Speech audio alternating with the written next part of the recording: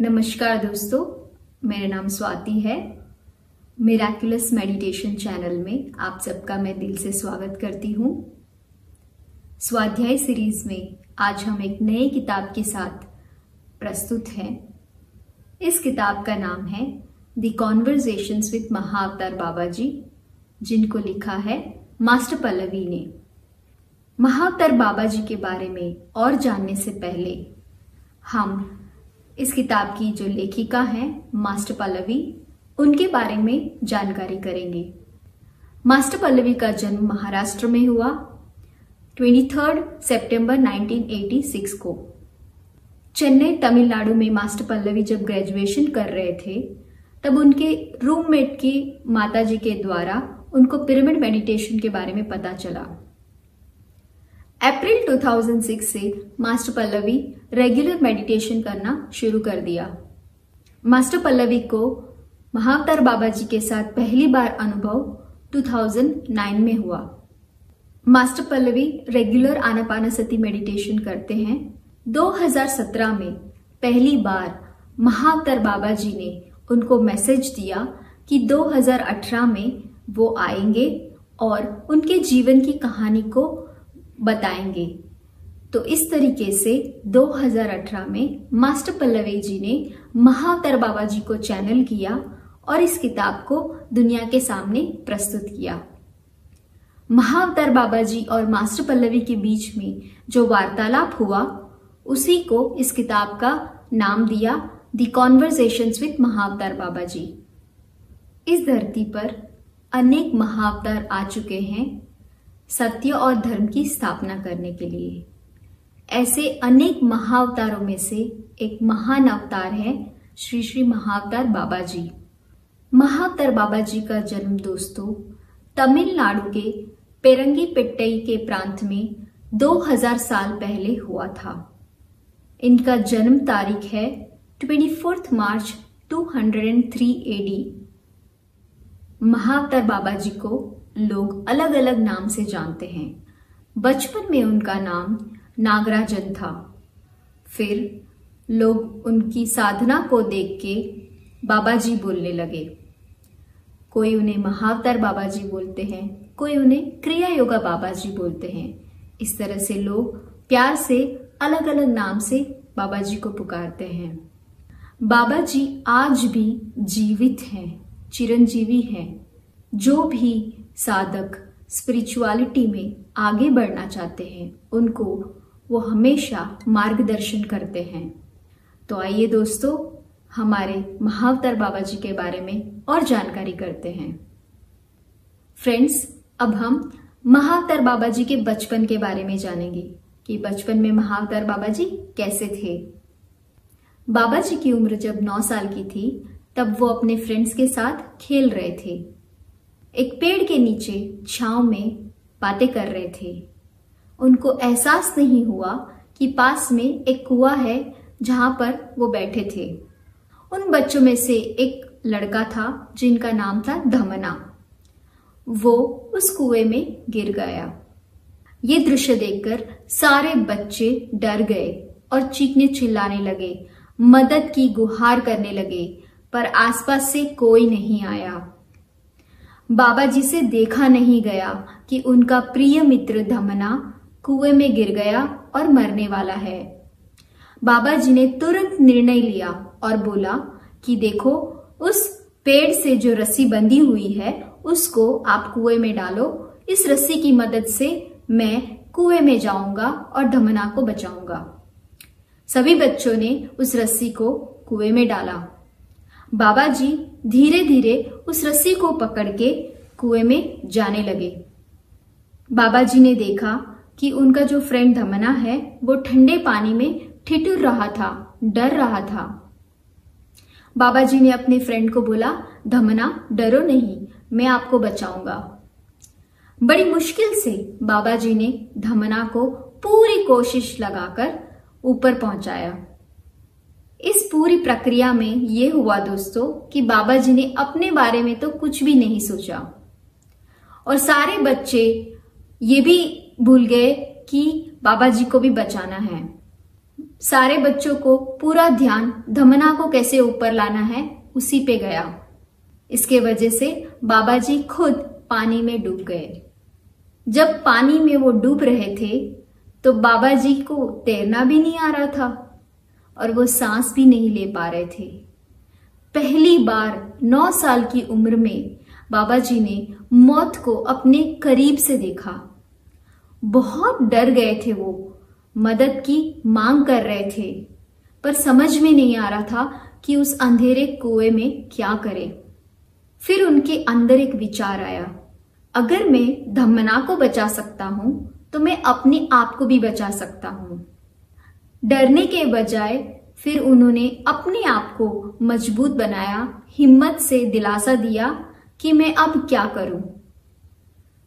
बाबा जी ने अपने शरीर को प्रोग्राम करना शुरू किया और अपने शरीर को बोला, कोई बात नहीं, आप थोड़ी ही देर में तैरना सीख जाओगे और सांसें ले पाओगे पानी में। इस तरीके से दोस्तों, बाबा जी ने पहली बार जो उनके सामने डर का परिस्थिति आया, उसमें डरने के बजाय उस परिस्थिति को एज अ चैलेंज लिया और एक्सेप्ट किया। जैसे ही बाबा जी ने एक्सेप्ट किया, बिना डरे और परिस्थिति को सामना किया, कुछ बाबा जी के अंदर परिवर्तन हुआ। उसी क्षण बाबा जी ने देखा एक ब्राइट येलो लाइट कुएं में प्रवेश कर रही थी और पूरे कुएं में फैल गई। बाबा जी को उस प्रकाश ने घेर लिया और उस प्रकाश के प्रभाव के वजह से बाबा जी सांसें लेने लगे और तैरने लगे। बाबा जी को बड़ा अच्छा लगा और उतनी छोटी उम्र में उनको एहसास नहीं हुआ कि ये ब्राइट येलो लाइट क्या है। उनको उस प्रकाश में एक व्यक्ति की छवि तो दिख रही थी, पर उनको समझ में नहीं आया कि वो क्या है। बस वो फटाफट रस्सी को पकड़कर ऊपर चले गए। सारे बच्चे बाबा जी को जीवित देखकर आश्चर्यचकित हो गए। इस घटना से दोस्तों, महाअवतार बाबा जी के जीवन में एक नया मोड़ आया।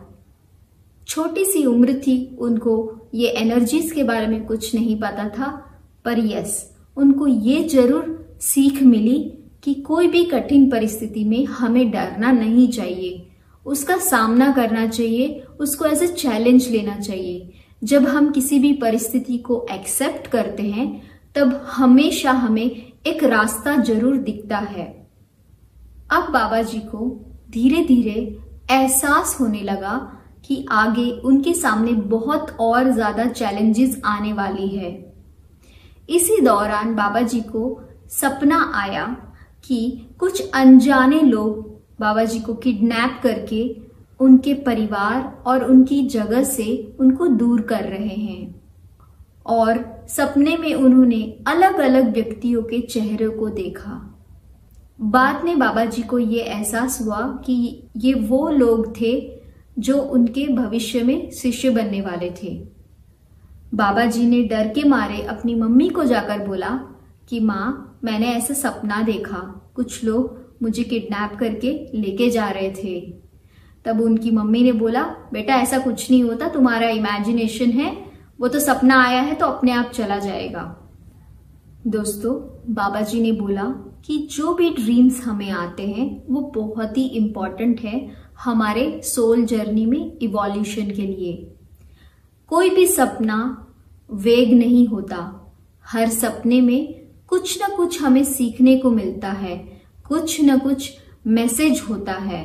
इसीलिए हर व्यक्ति को सपनों के बारे में और जागरूक रहने की जरूरत है। सपनों के माध्यम से हम नियर बाय पॉसिबिलिटीज को एक्सपीरियंस कर सकते हैं।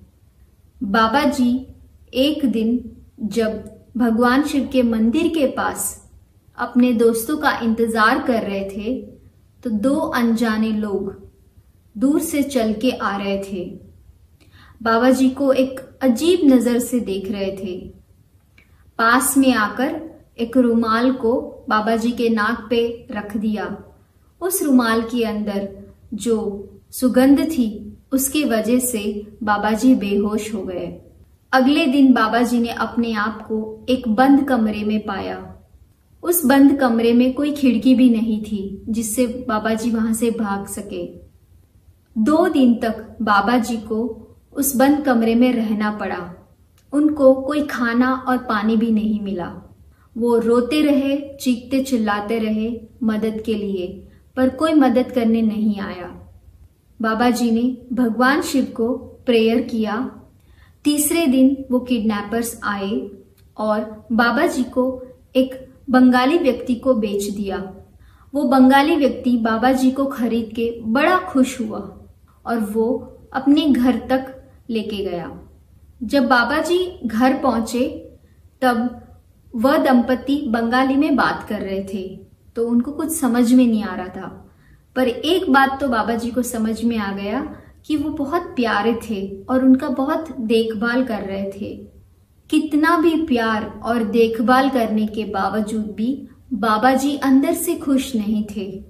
उनको बहुत गुस्सा आने लगा कि भगवान ने उन्हें ऐसी परिस्थितियों में क्यों रखा। कई दिनों तक वो नाराज रहे। कुछ दिनों के बाद बाबा जी को एहसास हुआ कि उनके अंदर कोई गुस्सा नहीं था कि उनके साथ ऐसा क्यों हुआ, इन लोगों ने ऐसा क्यों किया। पर वो काफी सोचने लगे कि ये परिस्थिति के बाद और कौन सी नई परिस्थिति आने वाली है। उन्होंने इस परिस्थिति को भी एज अ चैलेंज स्वीकार किया और एक्सेप्ट किया। जितने प्यार से वो दंपति व्यवहार कर रहे थे, तो बाबा जी भी उतने ही प्यार से अपनी पूरी कर्मठ भाव से सेवा कर रहे थे। प्रतिदिन घर के काम करते थे और खाली समय में किताबें पढ़ते थे। इस तरीके से दोस्तों कई महीने और कई साल बीत गए। बाबा जी का प्रेम और सेवा भाव देखकर उन दंपति का हृदय परिवर्तन हुआ। उस व्यक्ति ने जिन्होंने बाबा जी को खरीदा था, उन्होंने बोला कि बेटा, मुझे पता है कि हमने पूरी कोशिश की आपका ख्याल रखने के लिए, फिर भी आप खुश नहीं हो। मैं जानता हूं कि हम अनजान लोगों को माँ बाप के रूप में स्वीकार करने में आपके लिए बहुत कठिन अनुभव रहा है। मैंने जो आपके साथ किया वो बिल्कुल गलत था। मैं माफी चाहता हूं। आज से आप स्वतंत्र हो। आपकी इच्छा जहां पे जाना है आप जा सकते हो। इस बात को सुन के बाबा जी पहली बार बहुत खुश हुए। उसी दौरान घर से बाहर एक साधुओं का झुंड जा रहा था। उनको देख के और भी ज्यादा खुश हुए।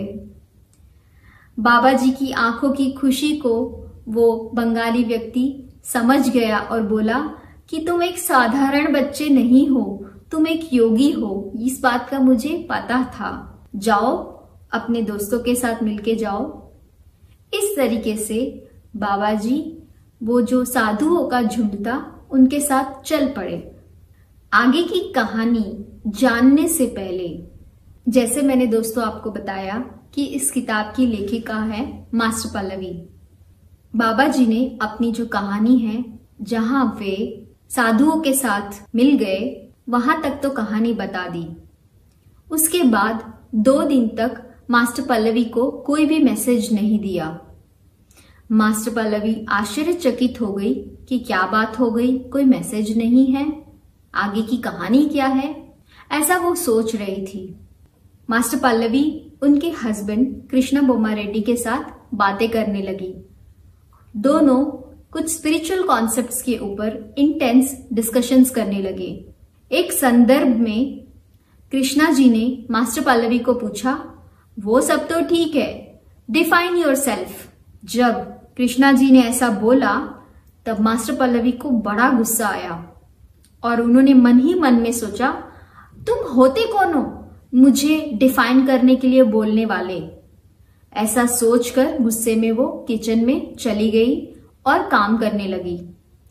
इस एपिसोड के 2 घंटे के बाद जब वो किचन में काम कर रही थी, तब महाअवतार बाबा जी का मैसेज आया कि अगले 12 घंटे आप बेडरूम में अपने आप को लॉक करके बैठोगे। जैसे बाबा जी का इंस्ट्रक्शन था, वो बेडरूम में चले गए और अपने आप को लॉक कर लिया। और बाबा जी की किताब लिखने लगे। बाबा जी आए और बोले, शांत हो जाओ, आपके साथ जैसा अनुभव हुआ वैसा मुझे भी अनुभव हुआ है। सुबह सुबह कृष्णा जी ने डिफाइन योर सेल्फ बोला, वो कृष्णा ने नहीं बोला, मैंने ही बोला था। जब मास्टर पल्लवी को ये बात पता चली तो मास्टर पल्लवी जोर से हंसने लगी और बाबा जी भी जोर से हंसने लगे और दोनों ने फिर कहानी लिखना शुरू कर दिया।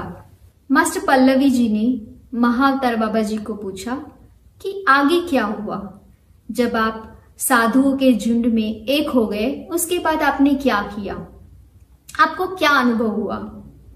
महाअवतार बाबा जी ने विस्तार से बताया कि जब वो साधुओं के साथ थे उन्होंने बहुत सारी स्पिरिचुअल बुक्स का अध्ययन किया, जैसे कि वेद, गीता, उपनिषद, बाइबल। इतनी सारी स्पिरिचुअल किताबें पढ़ने की वजह से बाबा जी को बहुत नॉलेज आया और इसी के वजह से उनको एक स्पिरिचुअल कॉन्फ्रेंस में भाग लेने का मौका मिला। जब वो स्पिरिचुअल कॉन्फ्रेंस में गए थे तो वहां पे एक महाशय थे जिनका नाम था स्वामी हरिदास। स्वामी हरिदास जी ने सीधा सीधा महाअवतार बाबा जी को बोला कि महाशय, आपने तो बहुत सारे आध्यात्मिक ग्रंथों का अध्ययन किया है, आपको इतना ही अगर समझ में आया है तो क्या आप अपने आप को डिफाइन कर सकते हो, आप कौन हो? महाअवतार बाबा जी इस सवाल को सुन के स्तब्ध हो गए। वो कोई भी जवाब नहीं दे पाए, वो बिल्कुल शांत हो गए। एक पल के लिए मानो कि कुछ ऐसा हुआ कि उनको समझ में नहीं आया। अब इतना बड़ा कॉन्फ्रेंस में जब आप नहीं बोलते हो तो एक तरीके से एक हार ही है। तो बाबा जी ने हार स्वीकार कर लिया। उसी क्षण बाबा जी ने निर्णय लिया कि हाँ, सच में मुझे तो पता ही नहीं है, इतने किताब पढ़ लिए, इतना साधु संतों के साथ रह लिया, पर मैं अपने आप को तो जानता ही नहीं हूं। अब मैं हिमालय में जाके अपने आप को डिफाइन करूंगा, मैं जानूंगा कि मेरा एग्जिस्टेंस का मकसद क्या है। जैसे ही वो कॉन्फ्रेंस से बाहर निकले और आगे चलने लगे, उनका मन किया कि एक बार पीछे मुड़ के देखे।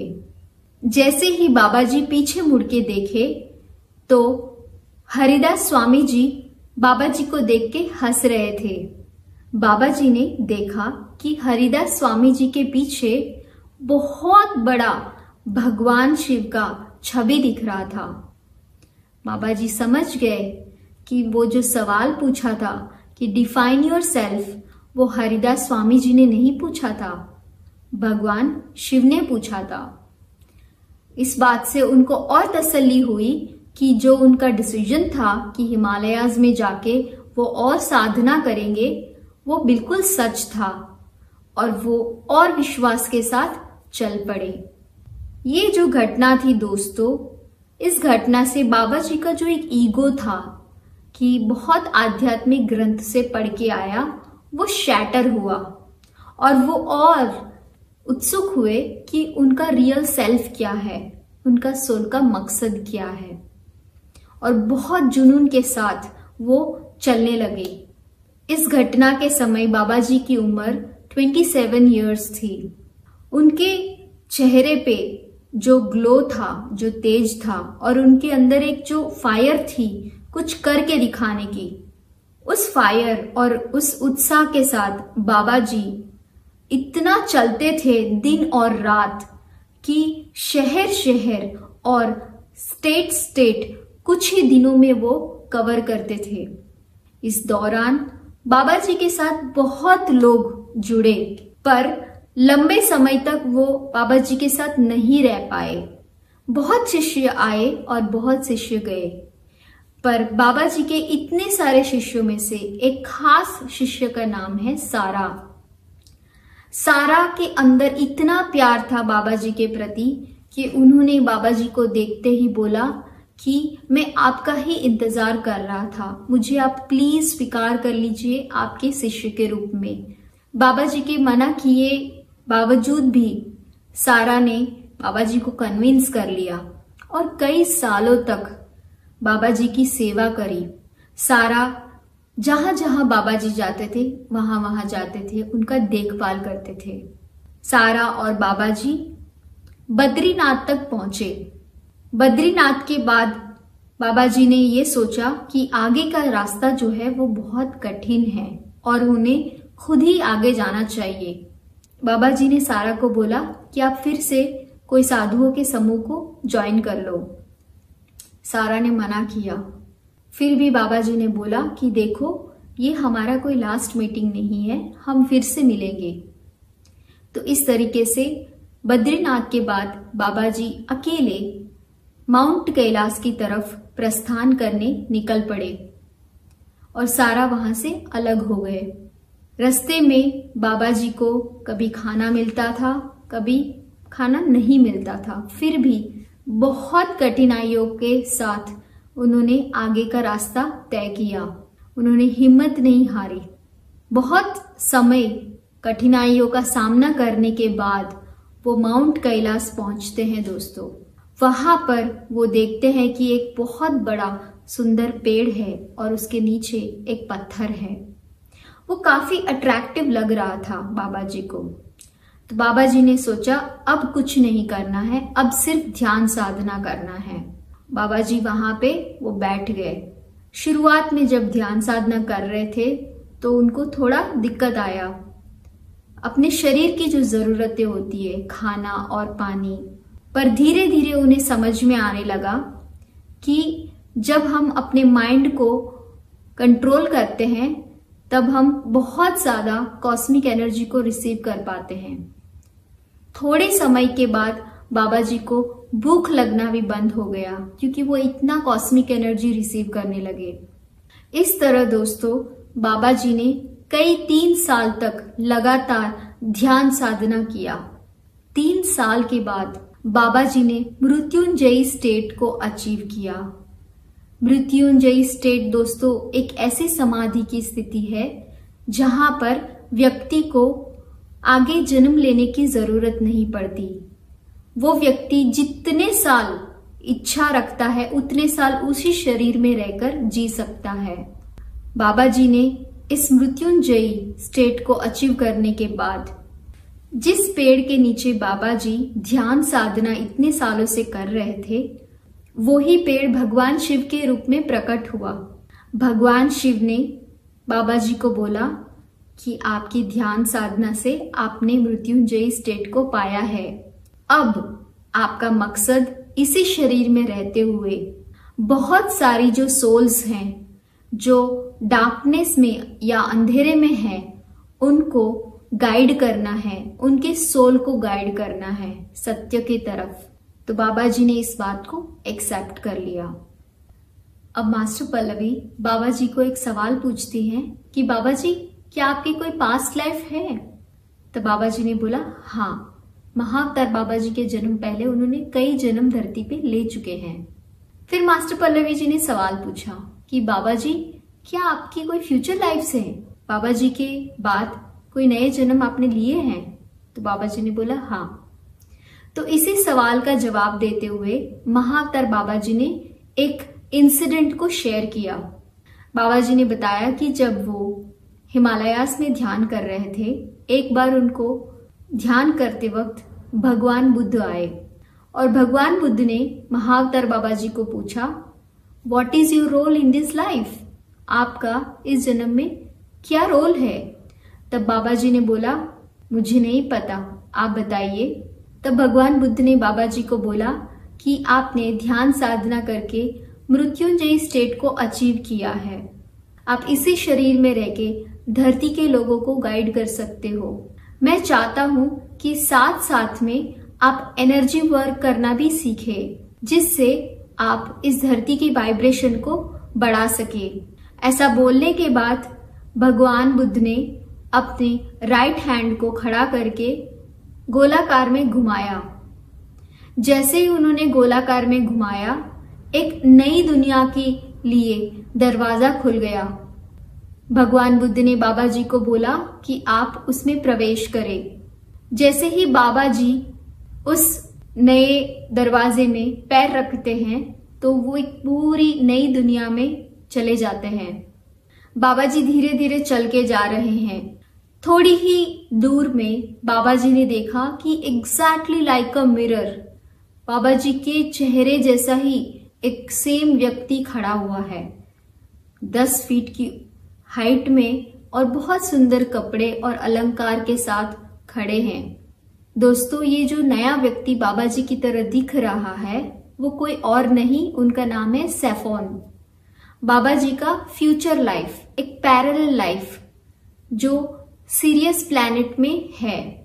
तो कहने का मतलब है कि बाबा जी एक ही समय पर प्लैनेट अर्थ पे बाबा जी के रूप में काम कर रहे हैं और एक ही समय पे सीरियस करके प्लैनेट पे एज अ सीरियन लीडर के रूप में काम कर रहे हैं। तो हमें ये समझना है कि ये पैरेलल लाइव्स है। अब बाबा जी ने ऐसा क्यों किया? क्योंकि बाबा जी इस धरती की वाइब्रेशन को बढ़ाने के लिए जो टेक्नोलॉजीज हैं वो टेक्नोलॉजी सीखने के लिए, समझने के लिए, मास्टर करने के लिए सीरियस करके प्लैनेट में उन्होंने जन्म लिया। तो दोस्तों, ये सीरियस प्लैनेट है और वहां के लोग हैं, उनका काम क्या होता है, ये बात को समझने के लिए क्या है कि मास्टर पल्लवी देखती है इसी विजन में कि बाबा जी चल रहे हैं और धीरे धीरे जो सैफो है, जो बाबा जी की तरह ही दिख रहा है, उसमें बाबा जी समा रहे हैं और दोनों व्यक्ति एक हो गए। तो आगे की जो वार्तालाप होगी वो महाअवतार बाबा जी के साथ नहीं, मास्टर पल्लवी सैफो के साथ बात कर रही है। तो अब मास्टर पल्लवी सैफो को सवाल पूछती है कि सैफो, आपके जो सीरियन वर्ल्ड में क्या ऐसा काम होता है कि जिससे आप धरती की वाइब्रेशन को बढ़ाते हो? तब सैफो जवाब देते हैं कि देखो, जो दुनिया है, जो अस्तित्व है धरती पे और हमारा जो प्लैनेट सीरियस वर्ल्ड है वो सेम है, बट एक ही चीज का फर्क है कि प्लैनेट अर्थ पे जितने भी लोग हैं ना वो अपने आप को भूल चुके हैं। तो उनको याद दिलाना कि वो कौन है, वही काम हम करते हैं। हम प्लैनेट अर्थ के लोगों को हेल्प करते हैं अपने डिविनिटी को जानने में। फिर मास्टर पल्लवी ने सवाल पूछा कि और क्या करते हो आप? तब सैफो लीडर ने बताया कि जो आपकी धरती पे पिरामिड्स हैं जिनका निर्माण हुआ है, किन्होंने किया? जितनी भी पिरामिड्स हैं धरती पे वो सीरियन मास्टर्स ने निर्माण किया है, क्योंकि ये जो सीरियन मास्टर्स हैं वो हाईली टेक्निकली एडवांस्ड लोग हैं। उनकी मैथमेटिकल स्किल्स एंड जितनी भी टेक्निकल स्किल्स से वो पिरामिड्स को मैनिफेस्ट कर पाए धरती पे। अब आप लोगों के मन में ये भी सवाल आना चाहिए कि ये पिरामिड्स की जरूरत क्या है और ये कैसे हमें हेल्प कर रहा है। तब सैफो ने जवाब दिया कि जो पिरामिड्स हैं वो धरती की वाइब्रेशन को बढ़ाने में हेल्प करता है, एनर्जी को बढ़ाने में हेल्प करता है। ऐसा क्यों होता है? तब सैफो ने जवाब दिया, जो भी पिरामिड्स होते हैं उनके अंदर और बाहर कुछ एनर्जी ग्रिड्स हमने प्लांट किए हैं जो इंसान की आंखों से नहीं दिखते हैं और जिनके वजह से वाइब्रेशन बढ़ता है। पर ये कैसे हमें इंसानों को मदद करता है? तब सैफो ने जवाब दिया कि हर व्यक्ति के शरीर में जो सेल्स होते हैं उनके बॉडी के सेल्स के आसपास बहुत सारी एनर्जी ग्रिड्स होती हैं। तो जब कोई व्यक्ति पिरामिड के अंदर ध्यान करता है या पिरामिड के अंदर बैठकर कोई काम करता है, तब पिरामिड की जो एनर्जी है वो बॉडी के सेल्स तक पहुंचती है और उससे हर व्यक्ति की कॉन्शियसनेस बढ़ती है और जहां पे भी पिरामिड्स होते हैं तो उस जगह का भी एनर्जी एंड वाइब्रेशन बढ़ता है। तो इस तरीके से दोस्तों सीरियन वर्ल्ड के लीडर सैफो ने बताया कि कैसे सीरियन वर्ल्ड के लोगों ने इस पूरी धरती पे पिरामिड्स का निर्माण किया कई सालों से और आज धरती की वाइब्रेशन बढ़ाने में उन्होंने पूरा काम किया। तो देखो मजेदार बात है ना दोस्तों कि महाअवतार बाबा जी ने एक पैरेलल लाइफ जन्म लिया उन्होंने भगवान बुद्ध के सलाह पे, क्योंकि वो और ज्यादा एनर्जी वर्क करके धरती के वाइब्रेशन को बढ़ाना चाहते थे। तो इस तरीके से बाबा जी ने धरती पे पिरामिड के बारे में और भी ज्यादा जागृति लाकर धरती पे वाइब्रेशन बढ़ाए। तो सेफो लीडर ने ये भी बताया कि हम हमेशा इस धरती पे ऐसे लोगों की खोज करते हैं जो पिरामिड कॉन्सेप्ट को समझ सके खुद पहले और बाद में लोगों को और जागरूक कर सके। ये जो दोस्तों पिरामिड्स होते हैं वो एक कम्युनिकेशन टेक्नोलॉजी है, कम्युनिकेशन नेटवर्क है। जैसे हमारा जो प्लैनेट है और जो सीरियन वर्ल्ड है, जो प्लैनेट सीरियस है, वो दोनों बहुत दूर है। पर अगर हमारे पास पिरामिड्स हैं तो हम सीरियन वर्ल्ड से मैसेजेस को रिसीव कर सकते हैं और हम अपनी मैसेजेस को पास ऑन भी कर सकते हैं पिरामिड्स के उपयोग करके। तो इस तरीके से माय डियर फ्रेंड्स, जो पिरामिड्स है वो एनर्जी ग्रिड्स हैं, कम्युनिकेशन नेटवर्क है एक प्लैनेट से दूसरे प्लैनेट तक का।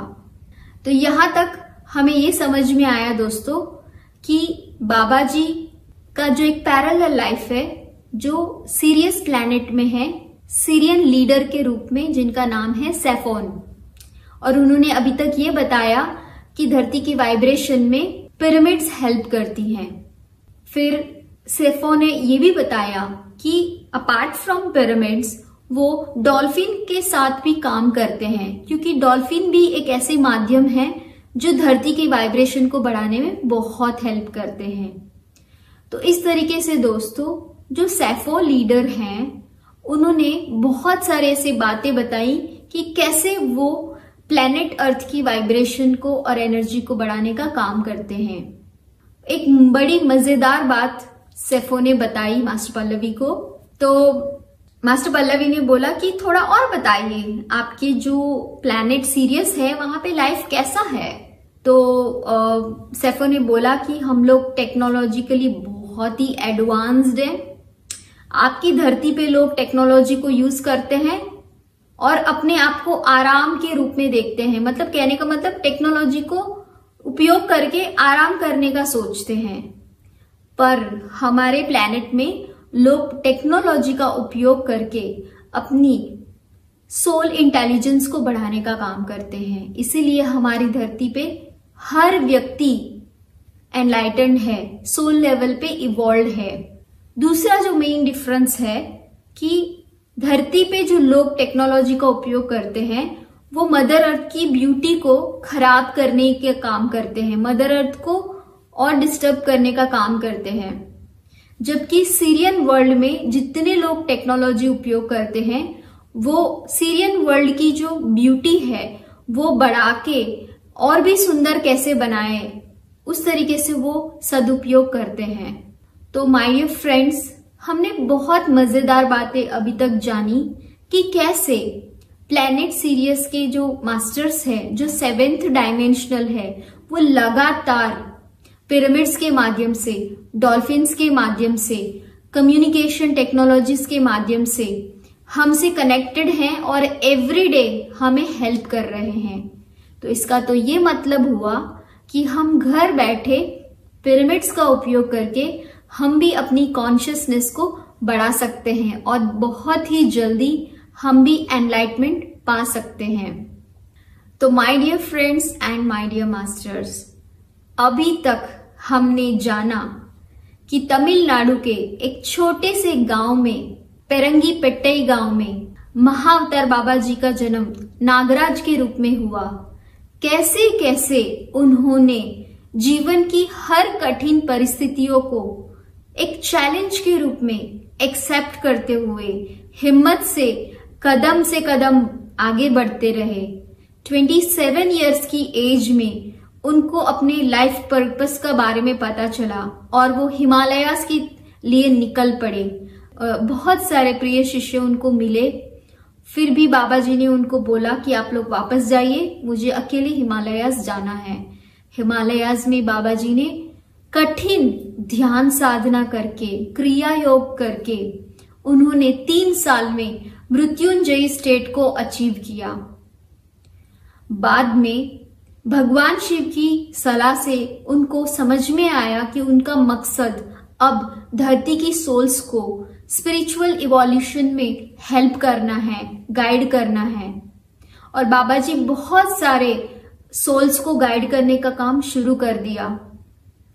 और ज्यादा ध्यान साधना करने के बाद भगवान बुद्ध ने उनको सलाह दिया कि अब सोल्स को गाइड करने के साथ साथ मदर अर्थ, हमारी प्लैनेट अर्थ की एनर्जी बढ़ाने के लिए बाबा जी को एनर्जी वर्क करना पड़ेगा, सीखना पड़ेगा।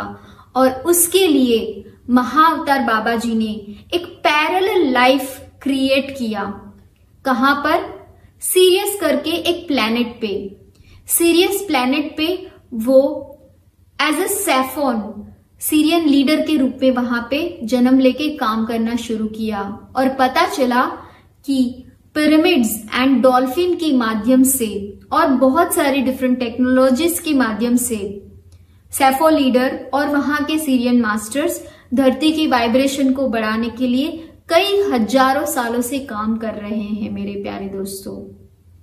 तो इस तरीके से हमारे जो प्यारे महाअवतार बाबा जी हैं, कैसे एनलाइटमेंट पाया और कैसे आज धरती को लगातार हेल्प कर रहे हैं। खुद तो है एनलाइटन।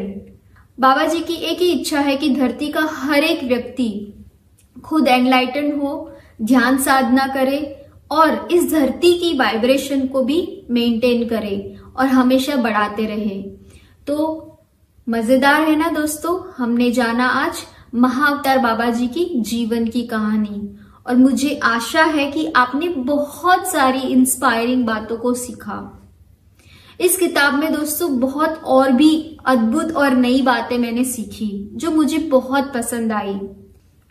बाबा जी ने इस किताब में बहुत एक अच्छी बात बताई है जो मुझे पसंद आई। वो ये है कि जैसे बाबा जी ने यंग एज में अपने लाइफ पर्पस को जाना और स्पिरिचुअलिटी को एक्सप्लोर किया, वैसे ही हम सब भी हमारी लाइफ में यंग एज में साइंस ऑफ मेडिटेशन को एक्सप्लोर करें और हम भी एनलाइटमेंट पा सकते हैं। दूसरी बात जो मुझे इस किताब में बहुत अच्छी लगी अपार्ट फ्रॉम उनकी लाइफ स्टोरी, वो ये है कि the energy of belief. Energy of belief का मतलब ये है दोस्तों कि ये एक ऐसा परिस्थिति है जहां पर हर इंसान इस बात को रियलाइज करता है कि जो भी उसकी लाइफ में घट रहा है इट इज जस्ट बिकॉज उनकी हर व्यक्ति की अंदर की बिलीफ सिस्टम की वजह से। जो भी हमारी धारणाएं हैं, बिलीफ सिस्टम्स है, उसके वजह से हमारी थॉट्स क्रिएट होती है और उसी के अनुसार हमारी रियलिटी क्रिएट होती है। तो बाबा जी ने हम सबको सवाल किया कि हमें अगर आगे बढ़ना है तो क्या हम अपनी बिलीफ्स को चैलेंज करना जानते हैं? जब तक हम अपने बिलीफ्स को चेंज नहीं करेंगे हम अपने लाइफ में आगे नहीं बढ़ सकते। हमें एक्सेप्ट करना पड़ेगा कि अगर हमारी आउटर रियलिटी को चेंज करना है तो हमारे अंदर की जो इनर रियलिटी है, हमारी बिलीफ सिस्टम्स है, उन्हें पहले चेंज करना पड़ेगा, अपने माइंडसेट को चेंज करना पड़ेगा। ये मुझे बहुत अच्छी लगी। तीसरी बात जो मुझे बहुत अच्छी लगी इस किताब में ये है कि हर व्यक्ति को ध्यान साधना करने से पहले अपना पेट खाली रखना चाहिए, क्योंकि जो एनर्जीज हैं जो हम मेडिटेशन में रिसीव करते हैं वो तभी हम रिसीव कर पाएंगे जब हमारा पेट खाली हो। तो मास्टर पल्लवी जी ने एक इंसिडेंट में सवाल पूछा कि बाबा जी जब मेरा पेट खाली नहीं होता है तब मैं आपकी एनर्जीज को रिसीव नहीं कर पाती, मैसेजेस को रिसीव नहीं कर पाती, और जब मेरा पेट खाली होता है तभी मैं आपकी एनर्जीज को रिसीव कर पाती हूँ। तो ऐसा क्यों है बाबा जी? तो बाबा जी ने बोला, बड़ा सही सवाल पूछा। तो उन्होंने बोला कि जब कोई बर्तन खाली होता है तभी हम कोई नई चीज डाल सकते हैं, है ना? उसी तरह हर व्यक्ति का जब पेट खाली होता है तब वो व्यक्ति ध्यान करता है, तभी हम नई एनर्जीज को रिसीव कर पाते हैं। जब तक ओल्ड एनर्जी क्रिएट नहीं होती, नई एनर्जी के लिए जगह नहीं होती है। तो दोस्तों 3 बातें मैंने इस किताब से बाबा जी की लाइफ के अलावा सीखा, science of meditation, energy of belief and तीसरा importance of empty stomach before meditation. So I hope my dear friends आपको बड़ा मजा आया महाअवतार बाबा जी के लाइफ के बारे में जानने के लिए। तो दोस्तों ऐसे बहुत सारे और मास्टर्स के एक्सपीरियंस भी इस किताब के अंदर है। मैंने बहुत कम बातें आपको बताई है। अगर आप ये किताब द कॉन्वर्जेशंस विद महाअवतार बाबा जी खरीदना चाहते हैं ऑनलाइन तो ये अमेज़ॉन पर अवेलेबल है। नीचे दी गई डिस्क्रिप्शन में आप लिंक पर क्लिक करिए। ये किताब हिंदी और इंग्लिश में अवेलेबल है। अगर आप मास्टर पल्लवी के साथ जुड़ना चाहते हैं तो उनकी फेसबुक एंड इंस्टाग्राम डिटेल्स दी गई हैं, आप उनसे कनेक्ट कर सकते हैं।